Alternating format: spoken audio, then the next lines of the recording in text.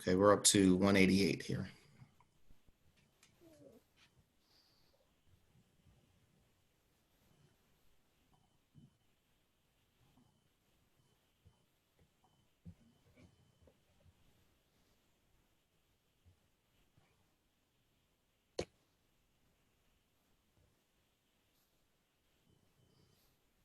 Ready? Yes. Okay. Well, I would like to thank all of you for joining us this morning for our 2020 virtual bioethics symposium. I just want to remind everyone that this closing session is also being recorded. Before we hear from our students, I have to really give a very deep and heartfelt congratulations to them. The symposium is one of the key components of the bioethics project. And this year, the fact that we have to do it virtually was initially, I think, a disappointment for the students, but then they realized that maybe we have the opportunity to reach more people than we would have if we would have done it live and in the school as was the usual practice. But doing it virtually also added on a heap more stress and work, and they battled through it and they persevered, and I wish that they could hear the applause of 200 people because they so richly deserve it. And I hope that you know how much we all admire and appreciate what you did today. So congratulations.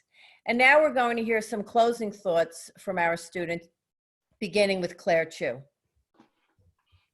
Thank you so much for being brave and joining us on Zoom to explore the various ethical quandaries today that come with technology such as pain management, neural implants, and genetic editing.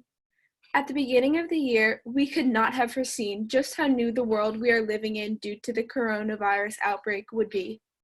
We hope that you took away how to evaluate an ethical dilemma, a skill that has become even more relevant during this time as issues related to the pandemic surface.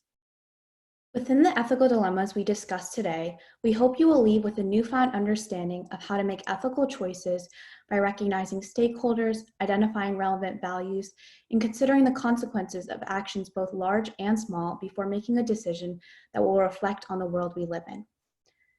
Today, we immersed in discussions ranging from nuclear warfare to genetic testing and more. However, our research, inquisitiveness, and learning won't stop here today.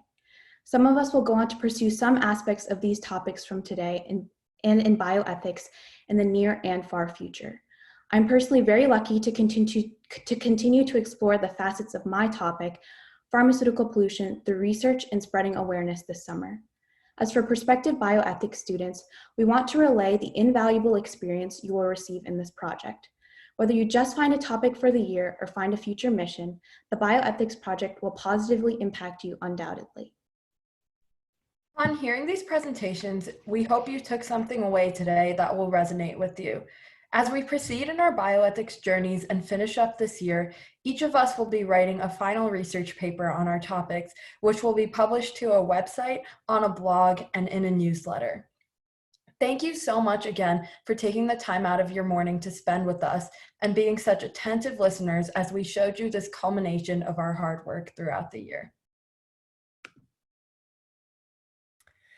As Tara just mentioned, we have these wonderful opportunities for you to continue with ethical conversations on our website, where you can find past and present bioethics project research papers.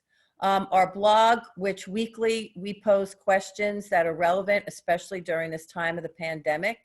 And we invite you to engage in conversation, not only with us, but with the people that you live with and work with, so that we can all start to engage with and have an ethical lens through which we look at a lot of these issues that we're all facing today. And finally, the topic of the week newsletter. Please sign up for it on our blog, and we will be sending you all of this information weekly. So, as is the tradition, we always announce next year's bioethics project topic. And for 2020-2021, our students will be engaged in researching the vision of justice, preserving human dignity. And yes, this topic did come out of the fact that we're living through a pandemic where we have to think about the allocation of scarce resources. who gets what, and how do we decide who in our society benefits and who doesn't. So here are some of the questions that we will be answering in the year to come. And so I invite you to join us at this time next year, perhaps in person, perhaps virtually, perhaps a combination of both, so that we can continue this tradition of educating not only our bioethics scholars, but all of us on the most central bioethics and ethical topics of our time.